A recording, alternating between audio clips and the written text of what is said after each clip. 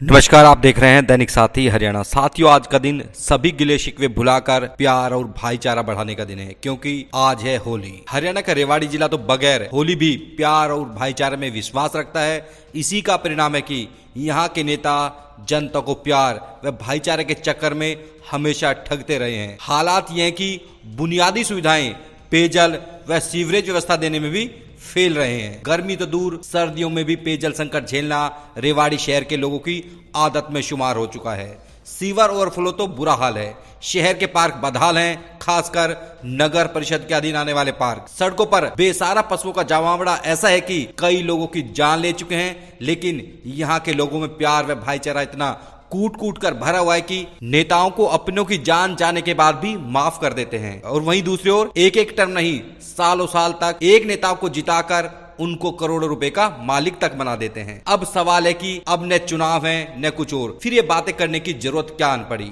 वर्तमान बजट सत्र में रेवाड़ी विधायक लक्ष्मण सिंह यादव ने रेवाड़ी को नगर निगम बनाने की मांग विधानसभा में उठाई। तर्क भी दिया कि 1.5 लाख की आबादी वाला मानेसर निगम बन सकता है तो रेवाड़ी क्यों नहीं, जबकि रेवाड़ी नगर निगम बनने के लिए तमाम शर्तें पूरी करता है। नेताओं ने किस तरह से यहाँ की जनता को ठगने का काम किया है वह भी दिखाएंगे। पहले हम दिखाते हैं कि आखिर निगम बनाने के लिए शर्तें क्या हैं। शर्त नंबर 1, निगम बनाने के लिए स्थानीय निकाय की जनसंख्या 3 लाख होनी चाहिए। शर्त नंबर 2, प्रति व्यक्ति एरिया कितना है। शर्त नंबर 3, नगर परिषद की ओर से हाउस में निगम बनाने के लिए प्रस्ताव पारित करना जरूरी है। शर्त नंबर 4, जिन गाँव को निगम में शामिल करना है उनकी पंचायतों का भी प्रस्ताव होना चाहिए। शर्त नंबर 5, आय व खर्च में संतुलन बेहद जरूरी है। आपने देखा, ये 5 शर्तें हैं जो निगम बनाने के लिए जरूरी हैं। हालांकि मानेसर इसमें अपवाद भी है, क्योंकि यहाँ पर निगम बनाने वालों की इच्छा शक्ति थी और मानेसर नगर निगम बन गया। इसको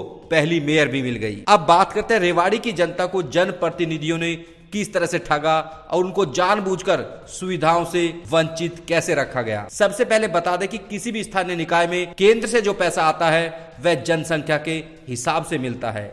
मतलब जितनी ज्यादा जनसंख्या होगी उतना ही ज्यादा पैसा मिलेगा। रेवाड़ी की जनसंख्या तो जरूर ज्यादा थी, लेकिन दिखाया नहीं गया और बताया नहीं गया। 2011 की जनगणना के अनुसार रेवाड़ी शहर की आबादी 1,40,000 बताई गई है। परिवार पहचान पत्र के मुताबिक यह बढ़कर 2,75,000 हो चुकी है। इसमें सेक्टर 18, 19 व गढ़ी बोली रोड की तमाम सोसाइटी शामिल नहीं है।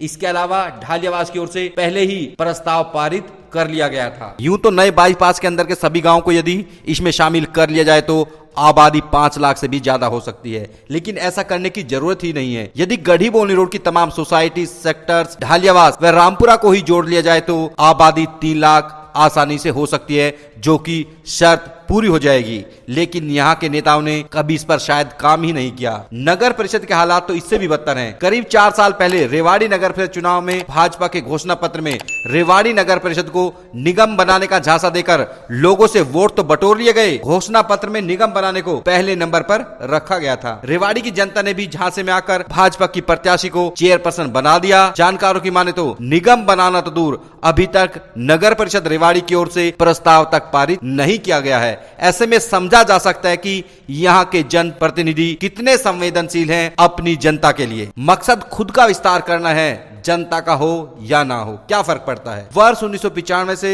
रेवाड़ी नगर परिषद 4 जेई, 2 एमई व 1 कार्यकारी अभियंता के भरोसे चल रही है। ऐसे में सवाल है कि आबादी कई गुना बढ़ चुकी है, तो ये कर्मचारी किस तरह से रेवाड़ी शहर को बेहतर सुविधाएं दे सकते हैं। इसी का परिणाम है कि रेवाड़ी नगर परिषद विकास कार्यों की बजाय महज भ्रष्टाचार का अड्डा बनकर रह गया है। क्या होता यदि रेवाड़ी बन गया होता नगर निगम? केंद्र सरकार से जनसंख्या के हिसाब से विकास कार्यों के लिए ज्यादा राशि मिलती, टाउन प्लानर, बागबानी, एनफोर्समेंट से लेकर तमाम अलग अलग विभाग बनती। इससे अलग अलग विभाग अपना बेहतर तरीके से कार्य कर सकते थे, लेकिन ऐसा नहीं हो पाया। लेकिन यहाँ के जनप्रतिनिधि ऐसा करने में पूरी तरह से फेल भी रहे हैं। ऐसे में सवाल है कि जब रेवाड़ी नगर परिषद तमाम शर्तें पूरी करता है तो निगम क्यों नहीं बना? इसके लिए कौन कौन नेता जिम्मेदार हैं? क्या उनसे सवाल नहीं पूछे जाने चाहिए?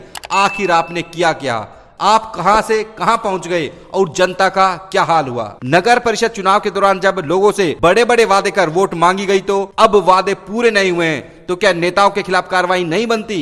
असल में तो इन नेताओं के खिलाफ जनता के साथ धोखाधड़ी करने की कार्रवाई बनती है, लेकिन करे कौन? या फिर ये नेता एक श्वेत पत्र जारी करें। इन्होंने कब कब मांग उठाई और उठाई तो नहीं माने जाने पर क्या किया, लेकिन शायद ही ऐसी कोई हिम्मत जुटा पाए, क्योंकि हमाम में सब एक जैसे हैं। अब यूं तो रेवाड़ी स्थानीय निकाय के चुनाव दिसंबर 2025 में प्रस्तावित हैं, लेकिन जनगणना के चलते शायद ही समय पर हो पाए। लेकिन रेवाड़ी शहर में बेहतर सुविधाओं के लिए अब लोगों को आगे आना होगा, ताकि नगर निगम बनवाकर बुनियादी सुविधाएं तो हासिल कर ही सके। लेकिन क्या करे, होली का दिन है, प्यार और भाईचारे का दिन, हमारी याददाश्त भी कमजोर है। फिर क्या, आओ होली मनाएं। नमस्कार।